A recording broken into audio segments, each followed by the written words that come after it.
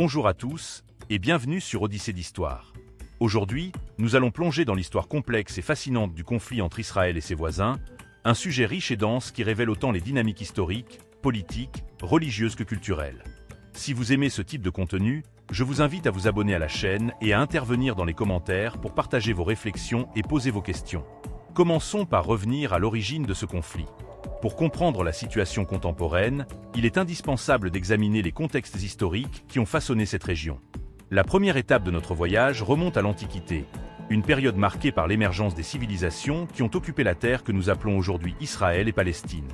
Les peuples de Canaan, les anciens Israélites, et plus tard les empires égyptiens, assyriens, babyloniens et perses ont tous laissé leur empreinte sur cette région stratégique, carrefour de civilisation entre l'Afrique, l'Asie et l'Europe. Pendant l'Antiquité, le royaume d'Israël a été établi, suivi par le royaume de Juda. Cependant, l'instabilité régionale et les invasions successives ont conduit à l'exil babylonien, un événement majeur qui a redéfini l'identité juive et leur rapport à cette terre.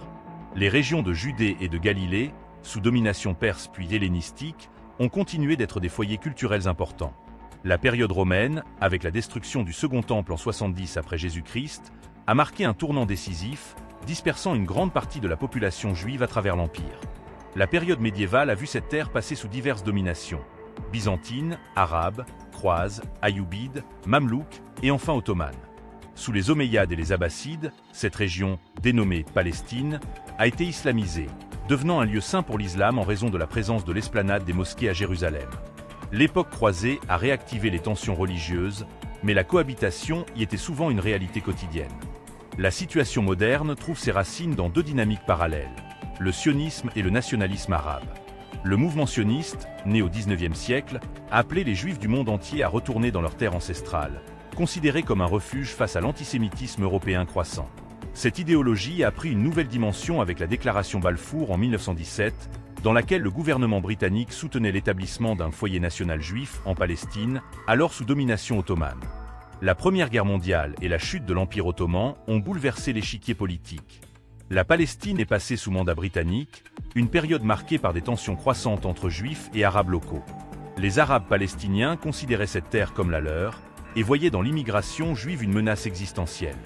Les années 1920 et 1930 ont été marquées par des émeutes, des grèves et des affrontements sanglants. La Seconde Guerre mondiale a radicalement changé la donne. L'Holocauste a renforcé le soutien international à l'établissement d'un État juif, tandis que les tensions dans le mandat britannique devenaient ingérables. En 1947, l'ONU a proposé un plan de partage de la Palestine en deux États, l'un juif et l'autre arabe, avec un statut international spécial pour Jérusalem. Ce plan a été accepté par les dirigeants sionistes, mais rejeté par les pays arabes et les Palestiniens, qui considéraient qu'il leur enlevait une part trop importante de leurs terres. Le 14 mai 1948, l'État d'Israël a déclaré son indépendance. Immédiatement, les pays arabes voisins, l'Égypte, la Jordanie, la Syrie, le Liban et l'Irak ont déclaré la guerre. Ce premier conflit, connu comme la guerre d'indépendance pour les Israéliens et la Nakba, catastrophe, pour les Palestiniens, a résulté en la victoire d'Israël et l'établissement de frontières plus vastes que celles prévues par l'ONU. Environ 700 000 Palestiniens ont été déplacés ou forcés à fuir, un point de discorde majeur jusqu'à aujourd'hui. Les décennies suivantes ont été ponctuées de guerres majeures, la crise de Suez en 1956, la guerre des 6 jours en 1967 et la guerre du Kippour en 1973. Chaque conflit a redéfini les frontières et les rapports de force. La guerre des 6 jours a été particulièrement déterminante. Israël a conquis la Cisjordanie, la bande de Gaza, le Sinaï et le plateau du Golan. Ces territoires occupés restent au cœur des tensions actuelles. Sur le plan politique, le conflit a vu l'émergence de nouveaux acteurs comme l'OLP, Organisation de libération de la Palestine, dirigée par Yasser Arafat, qui a adopté une stratégie de lutte armée et diplomatique pour créer un État palestinien. Les accords d'Oslo dans les années 1990 ont semblé ouvrir une fenêtre d'espoir, mais cet espoir s'est évanoui avec la recrudescence de la violence, notamment la seconde intifada. Depuis, la situation s'est encore complexifiée avec des facteurs comme la montée au pouvoir du Hamas dans la bande de Gaza, les divisions internes palestiniennes, les politiques de colonisation israélienne en Cisjordanie et les ingérences internationales. L'Iran, la Turquie, les États-Unis et d'autres puissances jouent également des rôles significatifs, chacun poursuivant ses propres intérêts stratégiques. Aujourd'hui, ce conflit demeure l'un des plus complexes et enracinés du monde, avec des impacts profonds sur les populations concernées. il est essentiel de rappeler que derrière les discours politiques et les affrontements militaires, ce sont des vies humaines qui sont en jeu, des familles, des enfants et des communautés entières aspirant à une paix durable. Au-delà de ce survol historique, il est important de s'arrêter sur les dynamiques humaines et sociales qui sous-tendent ce conflit. L'impact des déplacements de population, des guerres récurrentes et des politiques discriminatoires a laissé des traces profondes, autant sur les Palestiniens que sur les Israéliens. Les mémoires collectives, souvent marquées par la douleur, jouent un rôle essentiel dans le maintien des tensions. Par exemple, pour les Palestiniens, la Nakba symbolise non seulement une perte physique de leur terre, mais aussi un traumatisme identitaire, alimentant un sentiment d'injustice qui persiste depuis des générations. Pour les Israéliens, l'indépendance en 1948 représente une victoire existentielle après des siècles de persécution, notamment l'Holocauste. Ces récits opposés rendent tout compromis particulièrement ardu. Le rôle des acteurs internationaux ne peut être négligé. Les États-Unis ont historiquement été les alliés les plus proches d'Israël, apportant un soutien militaire et diplomatique significatif. En revanche, des puissances comme l'Iran soutiennent activement des groupes comme le Hezbollah ou le Hamas, qui s'opposent frontalement à Israël. L'Europe, bien qu'impliquée dans les efforts diplomatiques, reste divisée sur les moyens de parvenir à une solution durable.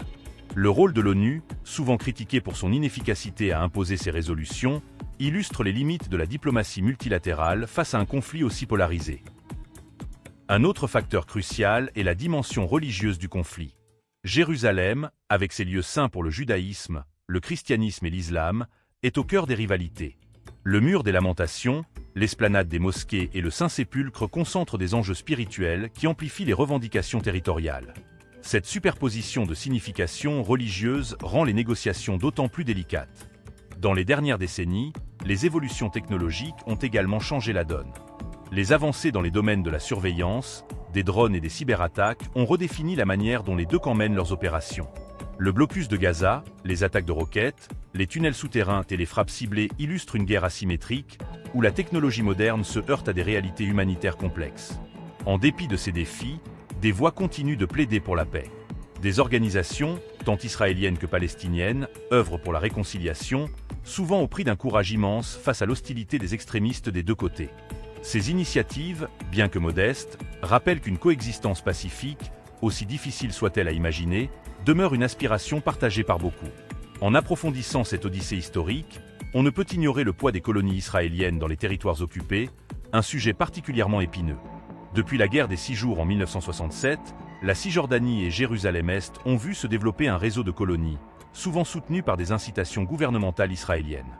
Ces colonies, illégales au regard du droit international selon la plupart des interprétations, exacerbent les tensions en fragmentant le territoire palestinien, rendant la perspective d'un État palestinien viable de plus en plus difficile. Pour les colons israéliens, cette présence est souvent justifiée par des arguments religieux ou historiques, invoquant des liens bibliques avec ces terres. Pour les Palestiniens, ces implantations sont perçues comme une occupation brutale et une dépossession de leur patrimoine. Ce fossé de perception illustre à quel point chaque geste, chaque politique, peut devenir un symbole de division ou d'affront. La bande de Gaza, autre foyer de tension, offre une illustration poignante des souffrances humanitaires liées au conflit. Depuis le retrait des colonies israéliennes en 2005, ce territoire densément peuplé est sous blocus, imposé par Israël et soutenu par l'Égypte, en raison de la prise de pouvoir du Hamas. Ce blocus limite sévèrement les mouvements des personnes et des biens, créant des conditions de vie extrêmement précaires pour les habitants. Les affrontements récurrents entre Israël et les groupes armés de Gaza, souvent marqués par des bombardements destructeurs, ajoutent une couche supplémentaire de désespoir à une population déjà vulnérable. Par ailleurs, les accords de paix, comme ceux d'Oslo dans les années 1990, bien qu'ils aient suscité de grands espoirs à l'époque, se sont heurtés à de nombreux obstacles. Le processus de paix s'est enlisé, notamment en raison des divergences sur des questions centrales comme le statut de Jérusalem, le droit au retour des réfugiés palestiniens, les frontières définitives et la sécurité. Les assassinats de figures clés, comme celui du Premier ministre israélien Yitzhak Rabin en 1995, ont également contribué à l'échec de ces efforts. Sur le terrain, les deux peuples font face à une réalité quotidienne difficile. En Cisjordanie, les checkpoints militaires et le mur de séparation, construits par Israël pour prévenir les attaques, affectent profondément la vie des Palestiniens, entravant leurs déplacements, leur accès aux soins et leur économie. De l'autre côté, les Israéliens vivent dans une crainte constante des attaques terroristes, une réalité qui alimente les politiques sécuritaires du gouvernement. Cependant, il existe des initiatives qui montrent qu'un autre chemin est possible. Des programmes éducatifs réunissant des jeunes Israéliens et Palestiniens, des projets artistiques communs, ou encore des manifestations non violentes contre l'occupation témoignent d'une volonté, bien que minoritaire, de construire des ponts entre les deux communautés. Ces efforts, souvent ignorés dans le tumulte des conflits armés, rappellent que la paix, aussi éloignée soit-elle, reste une aspiration partagée par de nombreux individus des deux côtés. En toile de fond, les évolutions géopolitiques mondiales redéfinissent également les enjeux. Les récents accords de normalisation entre Israël et certains pays arabes, tels que les Émirats arabes unis et le Maroc, marquent un tournant dans les relations régionales. Ces accords, bien qu'ils ignorent souvent la question palestinienne, modifient les dynamiques du conflit en isolant davantage les dirigeants palestiniens sur la scène diplomatique. Cette reconfiguration soulève des questions complexes. Ces rapprochements peuvent-ils ouvrir la voie à une solution ou, au contraire, perpétuer les inégalités et les frustrations? En fin de compte, ce conflit met en lumière les défis universels de la cohabitation humaine. Comment surmonter les blessures du passé pour construire un avenir commun? Les réponses ne viendront pas uniquement des gouvernements ou des organisations internationales, mais aussi des initiatives locales, des citoyens ordinaires et d'une volonté collective de reconnaître l'humanité de l'autre. C'est dans cette reconnaissance mutuelle que réside, peut-être, la clé d'une paix durable. Merci d'avoir suivi cet épisode d'Odyssée d'Histoire. Si vous souhaitez explorer davantage des aspects spécifiques, comme le rôle des puissances internationales ou les récits individuels des acteurs du conflit, dites-le nous en commentaire. À très bientôt pour un nouveau voyage au cœur des méandres de l'histoire.